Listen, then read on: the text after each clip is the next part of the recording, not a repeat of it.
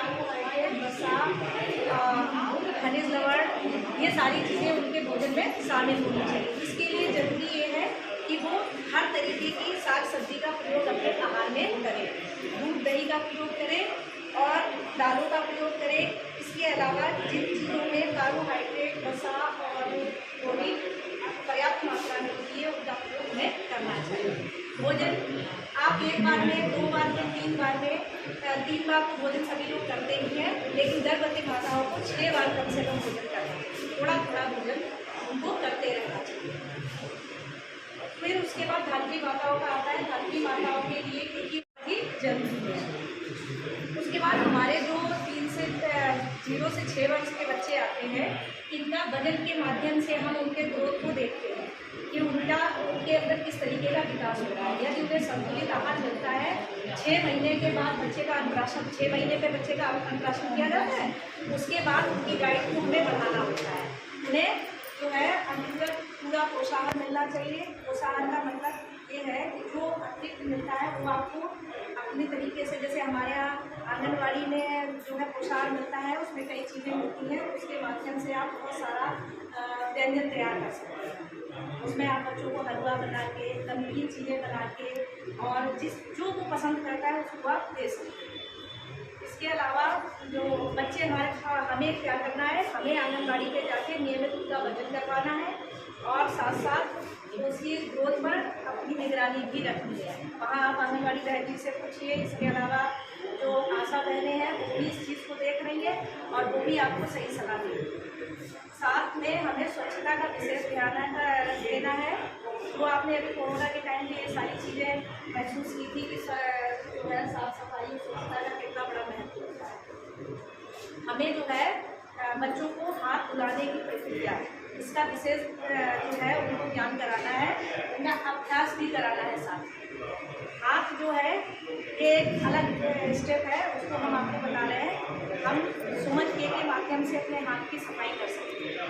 हमें अपना हाथ जो है लगभग 40 सेकेंड तक को हाथ में धोना है। वैसे ये प्रक्रिया लगभग 1.5 मिनट तक भी चल सकती है। तो सुमन के आधार पर सभी लोग अपना हाथ में निकालिए। सभी का बहुत बहुत स्वागत है इस पोषण स्वास्थ्य मेला में। मैं पूनम देवी कमल एनम यहीं साइड। अब क्या है, जो ये सारी चीज़ें हैं, इन सारी चीज़ों की शुरुआत कहाँ से होती है, थोड़ा सा इसको ध्यान में रखते हैं। और जब हम किसी भी चीज़ को शुरू से अगर बढ़िया तरीके से लेकर चलेंगे तो उसका फ्यूचर बहुत ब्राइट होता है, ये क्लियर है।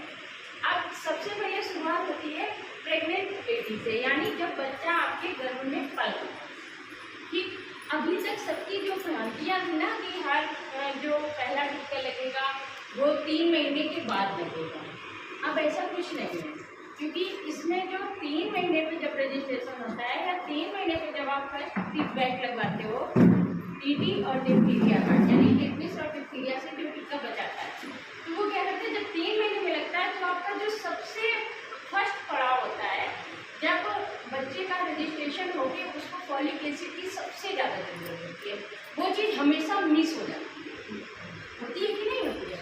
तो सब लोग ये बात को समझ लो कि प्रेग्नेंट होने के बाद जितना जल्दी हो सके उतना जल्दी आपको रजिस्ट्रेशन करवाना है। और सबसे जो मोस्ट इम्पोर्टेंट है, फॉलिक एसिड गोली को आपको शुरू करना है। सबकी जान फॉलिक एसिड गोली का काम क्या होता है उसको समझना, वो बच्चे के दूध को बनाने में मदद करता है। तो जब आपका बहुत सारी चीज़ें आपने सुनी होंगी कि बच्चा जब पैदा हुआ तो उसका पैर मुड़ा हुआ था।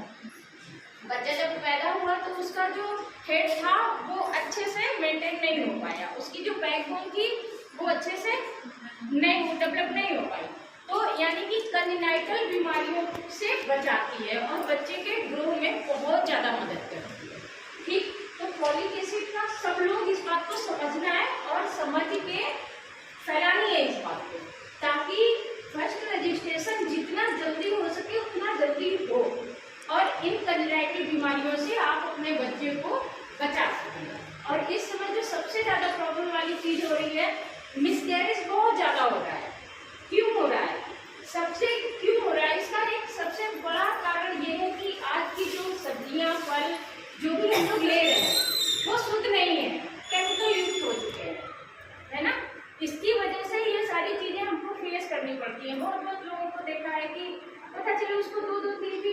साथ अवश्य होते ही चले जा रहे हैं और वहाँ पे लाखों रुपए का वो दवा भी करवा रहा है ना। तो इन सब चीज़ों से बचा जा सके तो इसके लिए बहुत ज़्यादा जरूरी है रजिस्ट्रेशन विद इन। आप ऐसे मान के चलो जो पीरियड था, पीरियड के लास्ट महीने में पीरियड नहीं आया, 5 दिन हो गए, आप उसको प्रेगनेंसी टेस्ट से टेस्ट करो, देख लो पॉजिटिव आ रहा है तो उसको तुरंत जितना जल्दी हो सके रजिस्ट्रेशन करवाओ। आशा आपके गांव की होती है, आंगनबाड़ी बहन भी आपके गांव की ही होती है, ये इसमें बहुत मदद करती है। ठीक है, तो सबको रजिस्ट्रेशन बहुत जल्दी करवाना है और वैक्सीन मतलब जो वैक्सीन है उसको लगवाना है टीटी का। ठीक, पोषण के लिए हमारी ब्रांडी ने इतना विस्तार से और इतना बढ़िया बताया है कि अगर इसमें से व्यक्ति ने 10% भी फॉलो कर लिया तो वो जल्दी जल्दी बीमार नहीं होगा।